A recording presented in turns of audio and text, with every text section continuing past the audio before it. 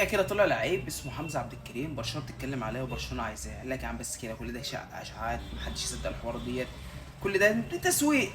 فجأة فعلا برشلونة كانت فعلا طلبته، قدمت عرض رسمي. حمزة لعب مع الاهلي في كاس الرابطة. لا معلش، يعني انا شفته كحمزة مش شايف المهاجم ممكن يروح برشلونة او اللاعب ممكن يروح برشلونة حتى لو ناشئين. لعيب عادي بالنسبة للدوري المصري، مع احترامي لكل اللاعبين في الدوري المصري، بس عادي، ممكن اقل من العادي كمان ساعتها. حمزه فعلا راح برشلونه، قالوا ده تسويق برضه وهيرجع ومش عارف ايه والحوارات دي كلها.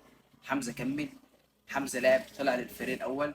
حمزه مع الناشئين، انا كنت متابعه مع الناشئين ماتش بماتش، جوان عالميه وتحركات عالميه مع الناشئين. طلع فريق الاول، جاب له جونين في فريق مش عارف اسمه ايه كده. لعب في بازل، جاب مع بازل جاب جون عالمي عالمي في جون بازل. لعب مع الاهلي جاب جون، ضد الاهلي جاب جون.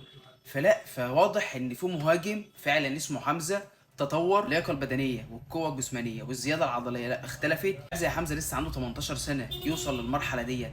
الناس كلها بالمدرب باللاعيبه زمايله بالجمهور بيهتفوا باسمه، بيشبهوه بواحد من عمالقه المهاجمين في كره القدم، هالاند. فجأة كده خلاص حمزة بقى لاعب تاني، حمزة بقى نجم تاني. انا عندي تحفظ ان حمزة لسه هيتطور، ولسه في حاجات كده. حمزة انا مش بحسه في الملعب اللي هو هادي، يعني حمزة ما بحسوش شرس على الكورة. لو حد يفتكر ميدو، يعني مثلا نفس ستايل ميدو، نفس الطول ونفس الهيئة ونفس كل حاجة. بس ميدو كان غشيم. غشيم ازاي؟ اللي هو لا، بيعافر، إيه، بيشرس على الكورة. انا حاسس ان حمزة هادي. حمزة لسه له حتة بقى شرس على الكورة، حمزة هيبقى في حتة تانية. حمزه في حته تانيه، بحس ان حمزه هادي.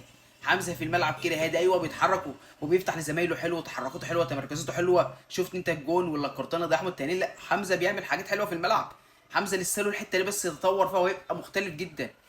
فانا فرحان بحمزه، مبسوط ان واحد من ناشئين الاهلي ومن ابناء النادي الاهلي في حته زي دي.